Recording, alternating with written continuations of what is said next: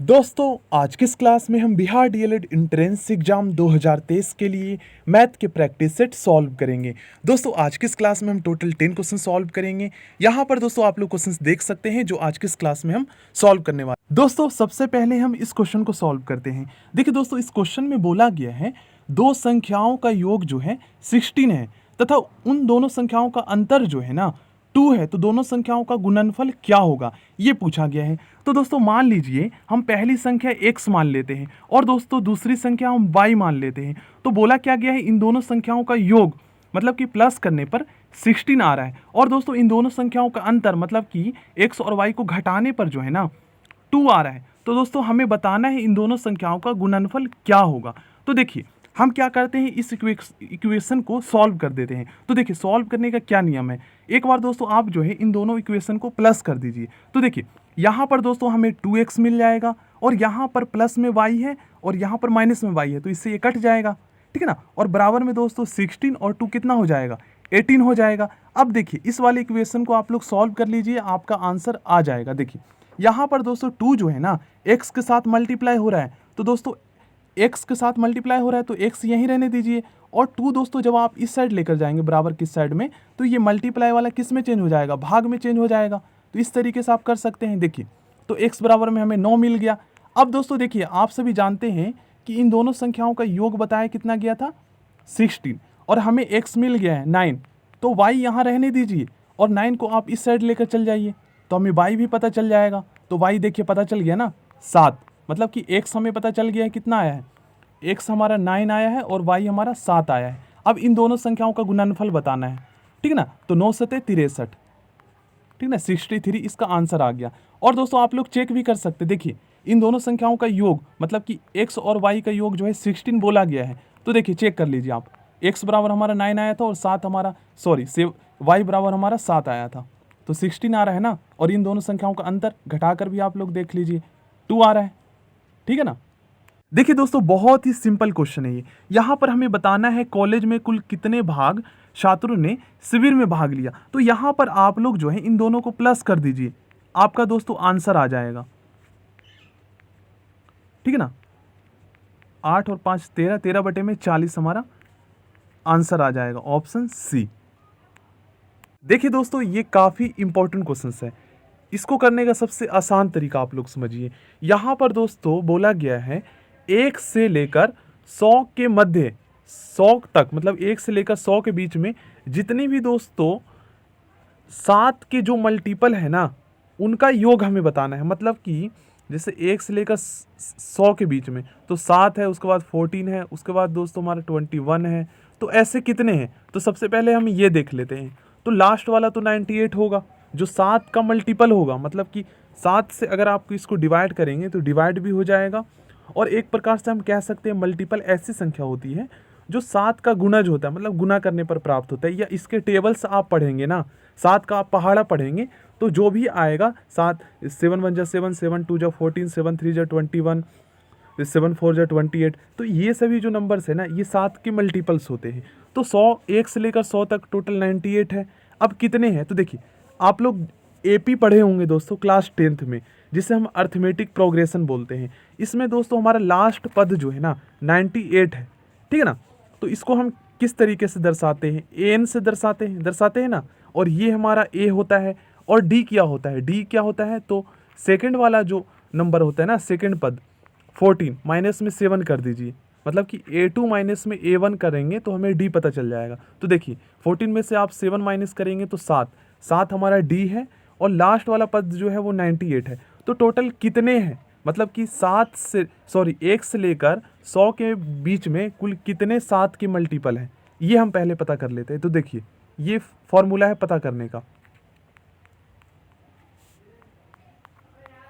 ठीक है ना। हमें n पता करना है कुल कितने हैं n, तो लास्ट वाला जो पद है वो हमारा 98 है, ठीक है ना। बराबर में a हमारा क्या है 7 है, प्लस में n हमें नहीं पता है, और d दोस्तों अभी हमने पता किया A2 माइनस में A1 तो 7 है हमारा, ठीक है ना। अब देखिए 7 प्लस में इसको आप इस वाले ब्रैकेट को सॉल्व करेंगे तो 7n हो जाएगा, मतलब मल्टीप्लाई कर दीजिए, माइनस में 7 हो जाएगा, बराबर में 98, ठीक है ना। तो इस 7 से ये 7 कट गया, 7 से 7 कट गया। अब हमारे पास बचा 98 बराबर में 7 n। तो 7 से इसको आप कैंसिल कर दीजिए, 7 1 जा 7 और 7 2 जा 7 4 जा 28, ठीक है ना। तो n हमें पता चल गया, मतलब कि दोस्तों 1 से लेकर 100 तक कुल जो है ना 7 के 14 मल्टीपल है, कुल 7 के 14 मल्टीपल्स है, गुणज है। अब दोस्तों हमें इसका योग पता करना है। तो दोस्तों आपने क्लास 10th में पढ़े होंगे, हमें जब सम पता करना होता है संख्याओं का तो एसएन वाला फॉर्मूला लगाते हैं, n बटे में 2 ब्रैकेट में 2a प्लस में n माइनस में 1 d ब्रैकेट, ठीक है ना, ये वाला फॉर्मूला लगाते हैं। तो एसएन हमें नहीं पता है, यही हमें पता करना है, और n हमें पता चल चुका है, ठीक है ना। 14 अपॉन में 2 कर देते हैं 2, और a हमें पता है पहला पद 7 प्लस में n, तो n हमें पता चल गया है 14, ठीक है ना। 14 माइनस में 1, और d भी हमें पता चल गया 7, 14 में से हमने 7 माइनस किया था। अब देखिए इसको आप सॉल्व कर दीजिए, आपका आंसर आ जाएगा। तो यहाँ पर हमारा 7 आ जाता है, और 2 7 जा यहाँ पर 14 हो जाएगा, और प्लस में देखिए 14 में से दोस्तों आप 1 माइनस करेंगे तो यहाँ पर 13 आ जाएगा, और 13 को 7 से मल्टीप्लाई करेंगे तो 13 से 91, ठीक है ना। तो ब्रैकेट में जो संख्याएं हैं इनको सबसे पहले आप लोग प्लस कर लीजिए। तो यहाँ पर हमारा देखिए 2 से हमने डिवाइड किया था 14 में तो 7 आया था, और यहाँ पर हमारा 7 2 जा 14 और प्लस में 13 से 91, ठीक है ना। अब इसको सॉल्व कर लीजिए, आपका आंसर आ जाएगा 7। तो 7 बचे 35, 7 एकम 7, 735, ठीक है ना। तो 735 हमारा आंसर आ गया। करने का तो दोस्तों आप लोग इस तरीके से भी कर सकते हैं, लेकिन यहाँ पर आपको टाइम लग जाएगा। अब मान लीजिए आपसे पूछ लिया जाता है कि 1 से लेकर 1000 तक के कुल जितने भी 7 के मल्टीपल्स हैं इनको प्लस मतलब इनका योग बताइए, तो फिर कैसे करेंगे। तो यही हमारा शॉर्टकट तरीका है। इस तरीके से आप लोग फॉर्मूला लगाइए और पता कीजिए कुल कितने मतलब है मल्टीपल, और उसके बाद उनका योग कर दीजिए। तो ये वाला पहले करना होगा, हमें पहले ये वाला फॉर्मूला लगाना होगा, उसके बाद एस एन का लगाएंगे, क्योंकि एन हमें पता करना पड़ेगा ना, और एन पता ही नहीं रहेगा तो हम एस एन वाला फॉर्मूला लगाकर क्या करेंगे आप ही देख लीजिए, क्योंकि यहाँ पर एन हमें चाहिए, ठीक है ना। अब इस क्वेश्चन को दोस्तों आप लोग ध्यान से समझिए। यहाँ पर दोस्तों हमें 51 से लेकर जो है ना 100 तक के जितने भी प्राकृतिक संख्याएं हैं इनका हमें दोस्तों प्लस मतलब इनका योग बताना है। तो देखिए दोस्तों आप सभी जानते हैं एक हमारा फॉर्मूला है शॉर्टकट ट्रिक का, जिसमें दोस्तों हम लाखों तक की संख्याओं का योग जो है ना सेकंड में फाइंड कर सकते हैं। तो फॉर्मूला हमारा क्या है, n ब्रैकेट में n प्लस में 1 अपॉन में 2, ये वाला जो है प्राकृतिक संख्याओं को का योग ज्ञात करने का फॉर्मूला है ना। एक बार फॉर्मूला आप लोग देख लीजिए। देखिए दोस्तों यहाँ पर आप लोग देख सकते हैं। अब दोस्तों हमें क्वेश्चन में क्या फाइंड करना है, हमें फाइंड करना है 51 से लेकर 100 तक के जितने भी प्राकृतिक संख्याएं हैं इनका योग। लेकिन दोस्तों यहाँ पर आप लोग देखेंगे तो 1 से लेकर 100 तक, तो यहाँ पर हम लाखों कर सकते हैं, बस आप लोग इस फॉर्मूले को याद रखिए। अब चलिए उस क्वेश्चन को हम सॉल्व करते हैं। देखिए दोस्तों फॉर्मूला हमें पता चल गया है, तो सबसे पहले हम क्या करेंगे, यहाँ पर दोस्तों सबसे पहले हम क्या करेंगे 1 से लेकर जो है ना 100 तक की जितनी भी प्राकृतिक संख्याएं हैं इनका योग ज्ञात कर लेते हैं सबसे पहले, और इसी के अंतर्गत दोस्तों 51 से लेकर 100 तक की प्राकृतिक संख्याएं आएगी ना। तो सबसे पहले 1 से लेकर 100 तक की प्राकृतिक संख्याओं का योग ज्ञात कर लेते हैं सबसे पहले, ठीक है ना। ये है हमारा तरीका। अब n क्या है हमारा 100 है, ठीक है ना, और n प्लस में 1 मतलब 100 हमारा है, और प्लस में 1 कर दीजिए, बटे में 2 कर दीजिए। अब देखिए इसको आप लोग सॉल्व कीजिए पहले, ठीक ना। 101 आ गया वो ब्रैकेट में प्लस करने पर। अब देखिए अब दोस्तों इससे ये हमारा कट जाएगा, तो यहाँ पर 50 आ जाएगा। 50 को 101 मतलब 101 से आप मल्टीप्लाई करेंगे तो आपका आएगा 5050 आएगा, ठीक है ना। आप लोग मल्टीप्लाई करके देख लीजिएगा 5050 आएगा। अब दोस्तों देखिए अब हमें क्या करना है ना 1 से लेकर 50 तक, उसके बाद यहाँ पर आप लोग देखेंगे तो 51 से लेकर 100 तक 100 तक, तो 1 से लेकर 50 तक की प्राकृतिक संख्याओं का योग फाइंड करके हम घटा देते हैं। मतलब 100 देखिए 1 से लेकर 100 तक की प्राकृतिक संख्याओं का योग हमारा कितना आया, तो 5050 आया ना। अब इसमें हमें बताना क्या है, हमें 51 से लेकर 100 तक के प्राकृतिक संख्याओं का योग बताना है, ठीक ना। यहाँ से तो 1 से लेकर 50 तक के प्राकृतिक संख्याओं का योग फाइंड करके ज्ञात करके इसमें से घटा देते हैं, तो जो बचेगा वो हमारा 51 से लेकर 100 तक के प्राकृतिक संख्याओं का योग पता चल जाएगा, ठीक है ना। ये है तरीका करने का। तो 1 से लेकर जो है हम 50 तक के प्राकृतिक संख्याओं का योग हम ज्ञात कर लेते हैं। तो 5050 आप लोग याद रखिएगा, हमारा 1 से लेकर 100 तक के प्राकृतिक संख्याओं का योग था, ठीक है ना। अब हम 1 से लेकर 50 तक फाइंड कर लेते हैं, फिर घटा देंगे। तो n ब्रैकेट में n प्लस में 1, ये हमारा फॉर्मूला, बटे में 2, तो n हमारा 50 हो जाएगा। और उसके बाद आप क्या कीजिए, 50 प्लस में 1 कर दीजिए, बटे में 2, 2 से आप इसको काट दीजिए। देखिए यहाँ पर हमें 50 मिल जाएगा, सॉरी यहाँ पर 2 से आप इसको कैंसिल करेंगे तो यहाँ पर 25। अब दोस्तों देखिए 25 मल्टीप्लाई बाई 51, क्योंकि ये 50 में एक हमने प्लस कर दिया। अब इन दोनों को आप मल्टीप्लाई कीजिए, 5 5 पचे 25, 2 एकम 2, 2 पचे 10, ठीक है ना। तो यहाँ पर हमारा आ जाता है दोस्तों 1275, ठीक है ना, 1 से लेकर 50 तक के सभी प्राकृतिक संख्याओं का योग। अब हम क्या करेंगे, तो 5050 में से 1275 घटा देंगे,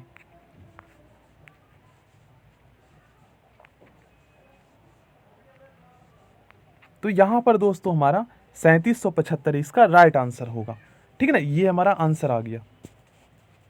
देखिए दोस्तों, इस क्वेश्चन को करने का सबसे आसान तरीका समझिए। यहाँ पर बोला गया है दोस्तों, ये जो संख्याएं आप देख रहे हैं ना, ये 9 से पूर्णतः विभाजित है, तो P का मान क्या होगा ये हमें बताना है। तो दोस्तों 9 का जो डिविजिबिलिटी रूल होता है ना, ये क्या कहता है, ये सबसे पहले आप लोग समझिए। देखिए दोस्तों 9 का डिविजिबिलिटी रूल क्या कहता है, सबसे पहले आप लोग ये समझिए, उसके बाद बहुत ही ईजिली उस क्वेश्चन को आप सॉल्व कर सकते हैं।